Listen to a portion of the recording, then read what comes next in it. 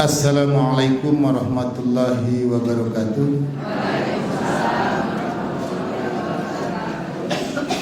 Bismillahirrahmanirrahim. Alhamdulillahirabbil alamin.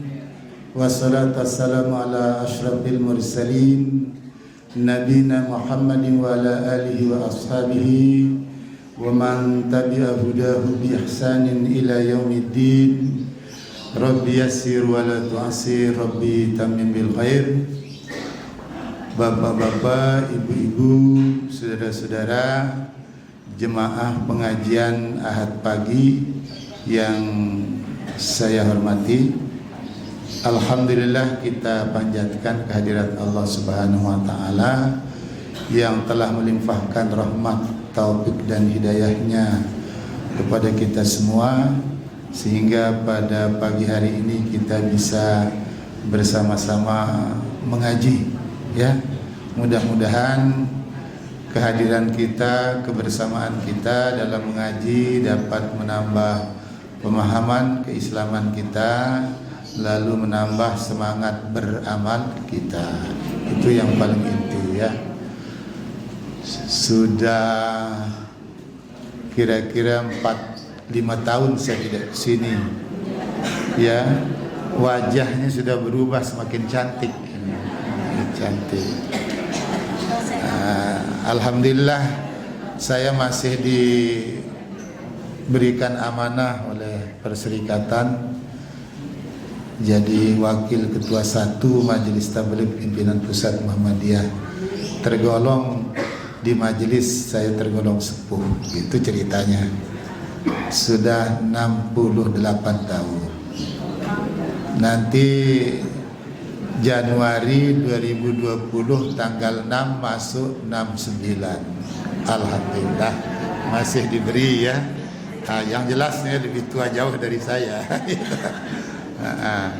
Saya tidak kemarin itu karena saya kuliah di Faculty of Islamic Civilization University Teknologi Malaysia. Alhamdulillah bisa selesai dalam waktu 3 tahun 8 bulan. Gitu, ya. Kemarin bos kita penyelenggara di sini jalan-jalan ke Kaliurang ketemu. Oke, kalau begitu insya Allah besok Ahad saya coba gitu. Sebenarnya masih kuat, ya, masih, karena yang lebih tua dari saya juga banyak yang lebih kuat, ya. Kemarin ke Surabaya tanggal 10, terus tanggal 23 di kota Surabaya. Jadi saya rindu juga Magetan ini. Udah saya berangkat besok, saya bilang. Begitu saya sampai wajahnya cantik banget ini. Dulu kan terbuka gitu, ya. Alhamdulillah, ini patut kita syukuri. Ini semuanya kenapa? Ya, karena kepedulian, kesadaran iman kita semua. Kalau tidak begitu, tidak bisa begini, tak? Tidak bisa. Baik. Nah, penceramah itu ibaratnya warung makan. Banyak menu, banyak apa. Nah, orang masuk di sana kan tidak semuanya sama yang keinginannya, ya. Nah, nanti kalau saya sampaikan tidak mesti yang saya sampaikan ya kelop gitu loh. Ya biasanya ya saya tawari, ya gitu. Saya tarik mau yang apa gitu kan biasanya saya begitu, ya. Nah, gitu. Nah, tadi saya duduk-duduk di belakang. Kemarin bahas apa, ya? Maksud saya supaya jangan terlalu banyak berulang-ulang. Diulang tapi sudah sekian lama tidak apa-apa. Tapi kalau kemarin terus bahas sekarang seperti kemarin, nah ini nanti jenuh. Biasanya begitu, ya. Oh, ini sudah kemarin. Nah, saya akan berikan tawaran. Yang pertama, saya bisa mengajak untuk memahami tafsir dari surat An-Nisa ayat 9. Surat An-Nisa ayat 9 itu Allah mengingatkan kita, hendaklah kita khawatir. Khawatir tentang apa? Khawatir meninggalkan generasi keturunan yang lemah. takutlah kepada mereka, itu intinya. Kalau kamu meninggalkan generasi yang lemah itu, takutlah kepada mereka, bertakwalah kepada Allah. Wa qulu qawlan sadida, berkatalah yang benar, artinya didik dia dengan baik supaya tidak terjadi generasi yang lemah. Lemah apanya? Nah, ini boleh saya bahas atau yang lain, atau bisa juga surat, tapi itu berkaitan sebenarnya. Surat Al-Isra ayat 23-24, ini akhlak kepada Allah dan akhlak kepada kedua orang tua. Tapi sebenarnya berhubungan. Tapi kan tidak mungkin saya bahas dua-duanya, waktunya singkat. Nah, kira-kira mana yang pertama apa yang kedua? Yang pertama. Bagus. Yang pertama, yang bawa HP yang punya program Quran boleh dibuka, atau yang bawa Quran boleh dibuka, ya. Nanti kita bahas terus, kita kalau ada waktu untuk dialog tanya jawab, kita adakan tanya jawab. Ya. A'udzubillahi minasyaitonirrajim. Bismillahirrahmanirrahim. Wal yahshallazi law taraku min khalfihim zurriyatan di'afa khafu alaihim falyattaqullah wal yaqulu qawlan sadida. Itu bunyinya, ya. Hendaklah kamu khawatir kalau kamu meninggalkan zurriyatan di'afa, anak keturunan, anak cucu cicit, terus keturunan itu banyak, ya kan? Di'afa, yang dhaif, yang lemah, tak berdaya. Khaufu alaihim, takutlah kepada mereka kalau mereka kau tinggalkan dalam keadaan lemah. Wattaqullah. Nah, supaya terhindar rasa takut itu, takwalah kamu kepada Allah. Apa maksudnya takwalah kepada Allah? Karena cabang takwa itu beribu-ribu. Ya, maksudnya apa? Ya, berbuatlah kamu, mendidiklah kamu. Nah, kan ya. Makanya di situ qulu qaulan sadida. Katakan kata-kata yang benar dalam konteks pendidikan. Ya, jadi begitu. Sama kata Iqra, itu ayat tentang pentingnya kita mendidik. Sebagai dasar wajibnya kita mendidik. Lalu pertanyaannya, ya, lemah dalam hal apa? Pertanyaan yang sebelumnya mungkin ini pertanyaan kedua. Pertanyaan pertama, mengapa kita disuruh khawatir? Supaya kita tidak meninggalkan yang lemah. Supaya apa? Supaya kita tidak rugi. Soalnya kalau kita meninggalkan generasi yang lemah, kita yang meninggalkan generasi yang lemah itu juga rugi. Yang kita tinggalkan juga rugi. Ya. Kita sebagai orang tua, capital, ya, modal yang paling besar bagi kita di samping amal kita sendiri adalah investasi masa depan kita adalah anak. Nah, kalau anak tidak bisa menjadi anak yang soleh dan solehah, rugi tidak kita? Rugi kita. Rugi kita. Anak itu juga rugi tidak? Rugi juga anak itu kalau tidak menjadi anak yang soleh dan solehah, itu bangkrut dunia akhirat itu. Kalau anak itu menjadi lemah, nah kan gitu. Dia rugi, kita pun juga rugi. Jadi sama-sama rugi. Orang tua rugi, anak keturunan juga rugi.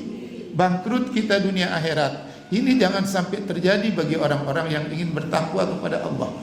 Nah, gitu. Lalu pertanyaannya, rugi dalam hal apa?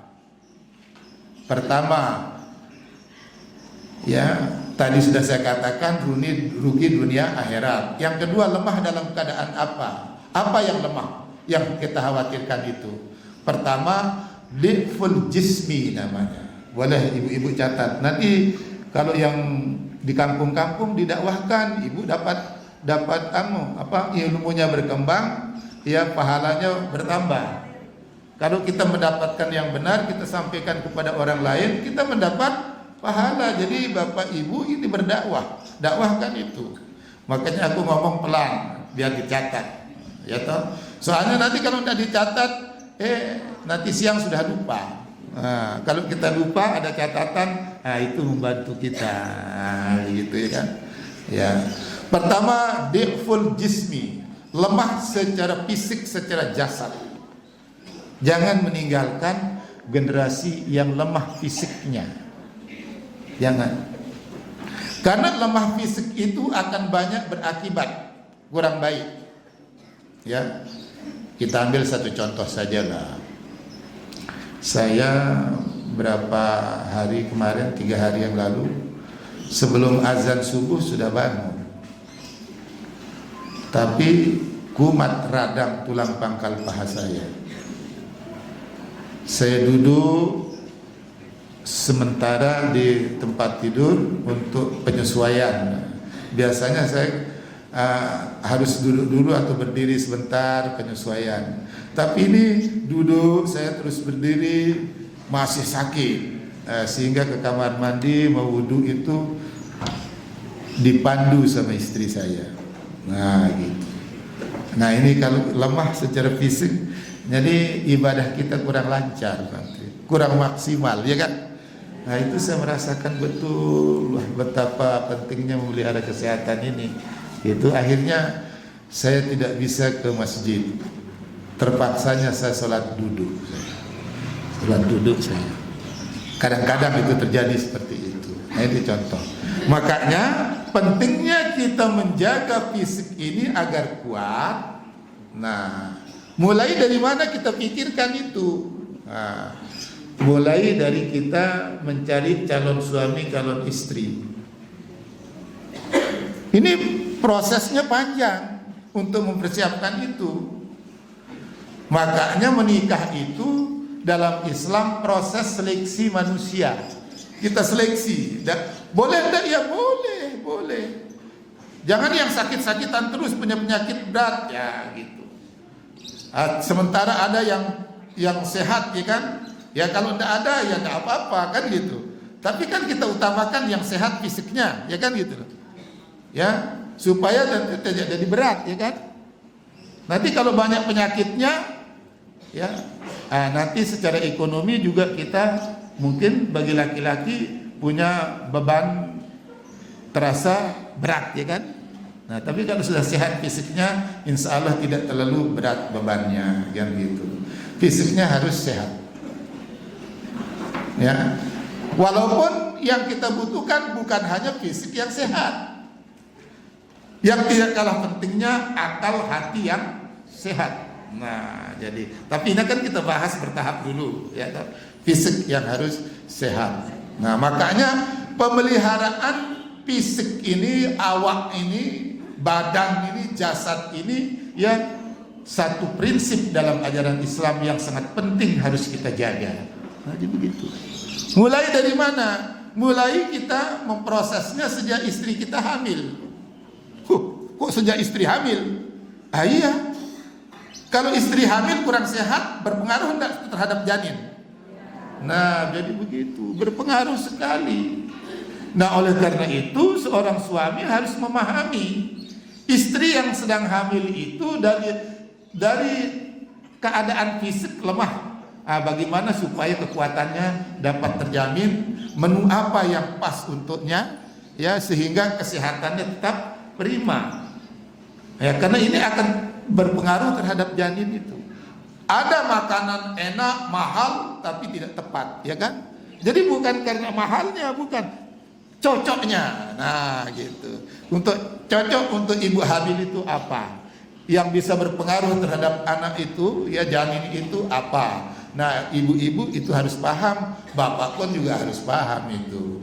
Karena itu kebutuhan istri. Kebutuhan istri adalah kebutuhan suami. Nah, jadi begitu. Ya, tak? Nah, setelah itu diatur makannya. Ya, pendek cerita oke, kita singkat. Insya Allah anak itu nanti akan tumbuh baik di dalam. Walaupun ada orang lebih baik dia lahir dalam keadaan beratnya tidak terlalu tinggi, nanti setelah keluar baru kan gitu kan. Nah, ibu-ibu kan menghendaki seperti itu ya.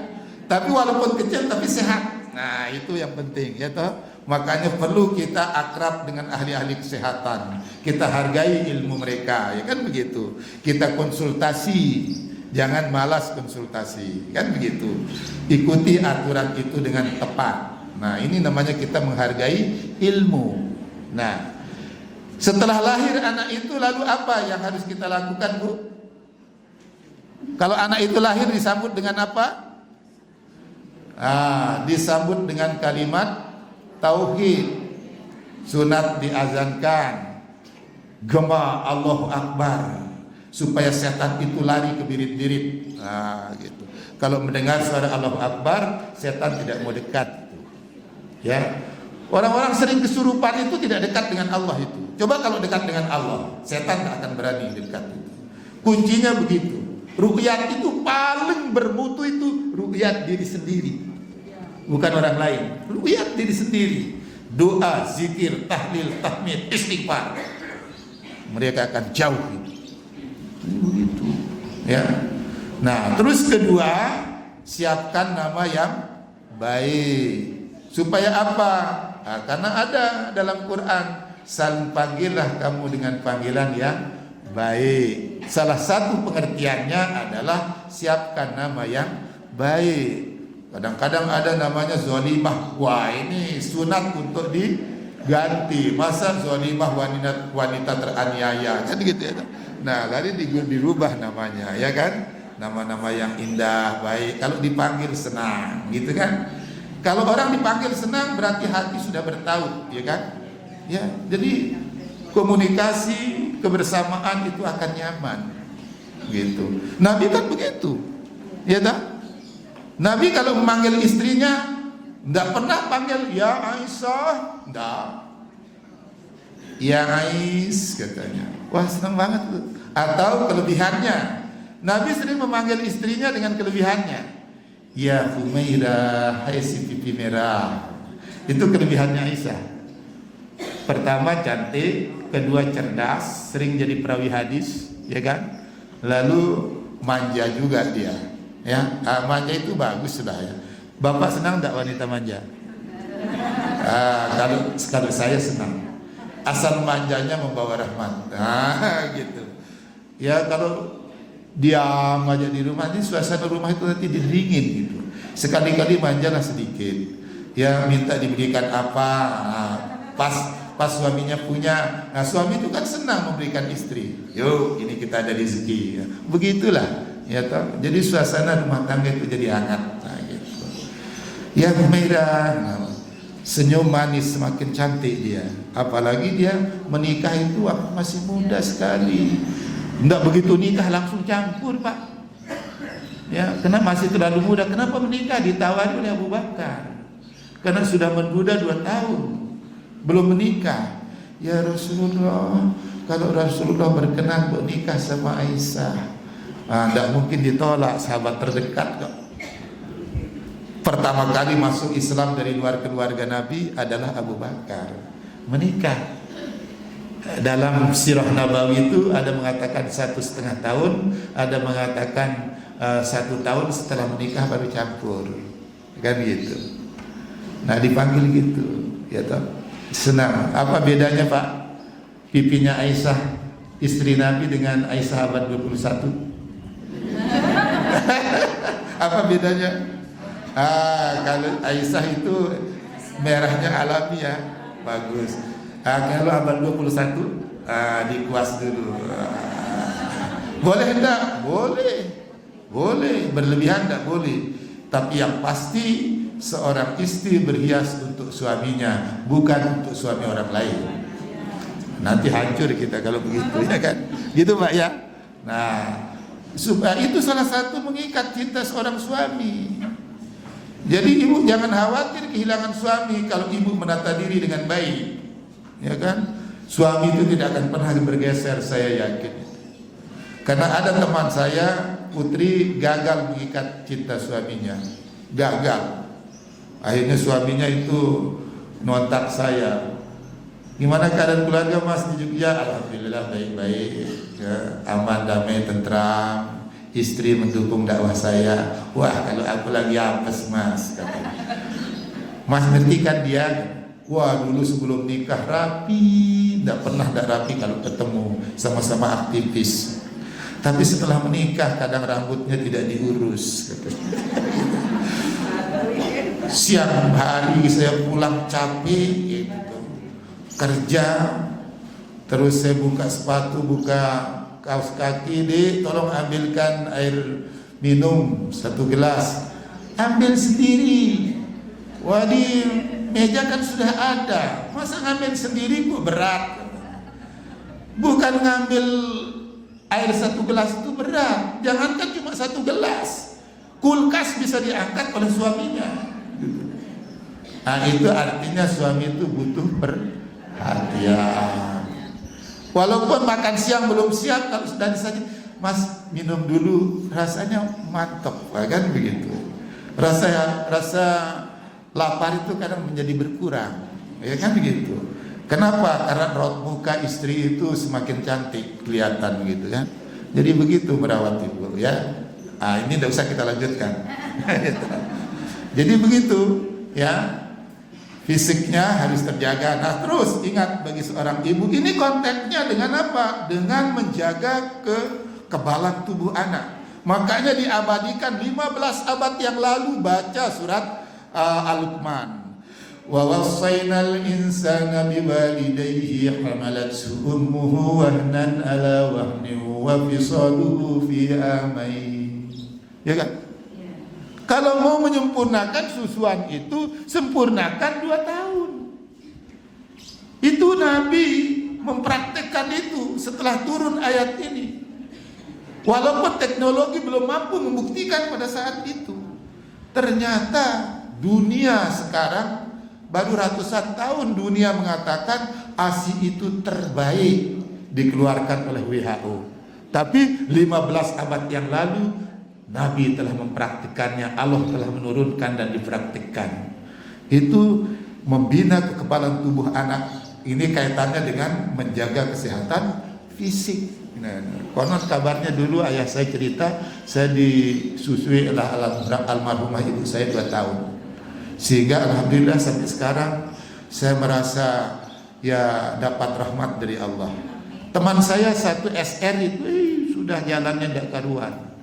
Usianya lebih tua 2 tahun saya, tapi dia sudah tidak bisa berbuat apa. Padahal saya saya dulu jago mencangkul pak, jago mencangkul, membantu ayah saya kerja. Masa-masa remaja sampai saya kuliah itu usianya sudah 25 tahun loh.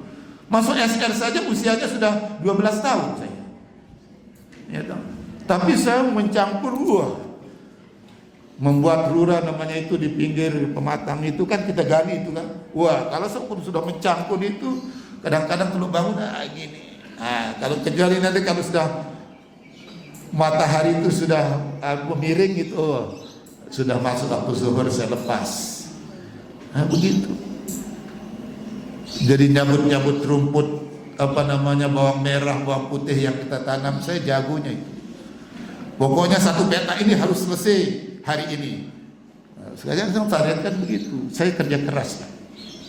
Ya alhamdulillah, mungkin itu salah satu dampak dari ASI yang di 2 tahun itu. Nah, ini tolong jangan baru 3 bulan diganti dengan Dumek. Waduh, gimana itu? Nah, itu ya. Ya, ini harus tetap dijaga pertumbuhannya, berolahraga, ar-riyadhah. Ya, berolahraga itu penting untuk menjaga kebugaran tubuh kita. Ya toh. Silakan budayakan olahraga itu secara Islami. Nah, ini yang penting, jangan sampai tubuh kita sehat tapi akhlak tergadaikan. Hati-hati. Banyak kita lihat ya di berbagai tempat ada grup olahraga, grup senam. Terus yang memimpin di depan itu pakai pakaian ketat-ketat. Ada cuma pakai celana pendek, ada pakai leader ketat-ketat. ya rambutnya dibuka, orang dia siapapun lewat melihat. Nah, ini cara yang tidak benar. Banyak cara tidak benar itu. Dia butuh olahraga tapi auratnya dipamerkan, jangan sampai begitu. Ya, boleh tidak dibuka? Ya sebatas kadar ini boleh, asal tempatnya tertutup, sama-sama putri, ya kan gitu. Dan ingat, pakaian ketat itu tidak sehat. Tidak sehat dalam tinjauan kesehatan, tidak sehat juga dalam tinjauan agama. Nah, gitu ya. Dan ini harus kita terapkan di mana, mulai dari keluarga kita, anak-anak kita, gadis-gadis kita itu. Nah, kita didik dari bawah untuk menutup auratnya, tapi olahraga, mari. Nah, jadi begitu. Olahragakan masyarakat itu secara Islami. Ya, bagaimana kita ya mengislamisasikan olahraga supaya kebutuhan fisik kita tercapai, ya, kesehatannya. Ini ya. Yang tidak kalah penting lagi, yang lebih ideal apa? Yang menumbuhkan, yang mempertahankan fisik itu apa? Gizi yang masuk itu harus nyata halalnya. Ini jangan sampai diabaikan. Jangan asal kita makan saja. Karena lidah orang yang beriman, lidah generasi yang kuat itu ya, yang boleh lewat di lidahnya itu adalah makanan, minuman yang jelas-jelas halalnya, dan yang subhat tidak pernah mampir di lidahnya. Tidak boleh. Jangan sampai mampir yang subhat, jangankan yang haram. Jangan, karena ini akan berpengaruh terhadap tubuh kita. Karena begini Bapak Ibu sekalian, pernah Nabi itu melepaskan pandangan di terik panas matahari. Dia melihat seorang Arab Badui menadahkan tangan di terik panas matahari. Ya, datang Jibril menegur dia, Muhammad, apa yang kau perhatikan? Saya melihat orang itu begitu khusyuk berdoa, tapi doanya tidak dikabulkan. Yang memangnya kenapa? Tidakkah Allah menyatakan, ud'uni fastajib lakum, mohon kepadaku, aku akan kabulkan permohonanmu. Betul, tapi yang penting kau tahu, hai Muhammad, orang yang menadahkan tangan itu, pakaian yang melekat di badannya itu hasil rampokan. Makanan dan minuman yang dimakan selama ini hasil curian. Ya, kita bisa juga di sini, ya. Artinya di masyarakat kita di Indonesia hasil curian, ada curi dengan cara korupsi macam-macam, ya kan? Ya, hati-hati. Jadi seorang ibu yang punya daya kontrol yang kuat, nah, di saat suaminya membawa pulang banyak uang, mesti bertanya, dari mana mas? Tuh, dengan kata-kata yang sopan sudah barang tentu. Jangan asal bawa, wah, gembira. Tanya dulu dari mana, biasanya gajinya sebulan sekian. Kalau dia bisnis biasanya dapat untung sekian. Kok ini berlipat-lipat ini? Boleh enggak mas aku bertanya dari mana ini? Begitu, kontrol. Nah, gitu ya. Nah, konteksnya dengan itu. Ya, supaya kita menyeleksi apa yang masuk di perut kita ini. Nah, nanti doa kita terhambat. Mana mungkin doanya dikabulkan? Karena yang mengalir dalam darahnya, dalam dagingnya itu adalah makanan-makanan dan minuman yang diharapkan oleh Allah Subhanahu wa taala. Kita bicara tentang kesehatan fisik. Ya, oke, tidak usah dibahas terlalu panjang ya. Yang penting prinsipnya Bapak Ibu tahu. Sudah halal pun juga ada aturannya kan? Nah, sudah halal pun juga harta itu ada aturannya kan? Apa aturannya? Zakatkan dia. Jangan, wah kita punya kebutuhan banyak. Kebutuhan itu tidak akan pernah habis selama hidup kita. Tidak akan pernah. Boleh saya berikan pengalaman saya? Kalau mau dicontoh? Nah gini. Jadi kalau gaji itu sudah dipotong di kampus, tapi kan ada sabetannya ya. Kita diminta ngisi pelatihan apa dapat. Karena kita diingatkan oleh Allah, ad-dunya mata'ul gurur. Dunia itu kesenangan yang bersifat menipu kamu. Jangan sampai kamu ketipu. Supaya tidak ketipu, apa siasat yang harus kita lakukan. Jadi begitu. Nah, kalian susu Denko bundar gini, itu sudah kosong. Lalu saya ketik tabungan zakat, infak, gitu. Terus saya lapet di situ, saya bungkus dengan itu. Saya taruh di atas lemari di ruang tidur saya. Gitu saya masuk kelihatan, nah gitu kan kelihatan.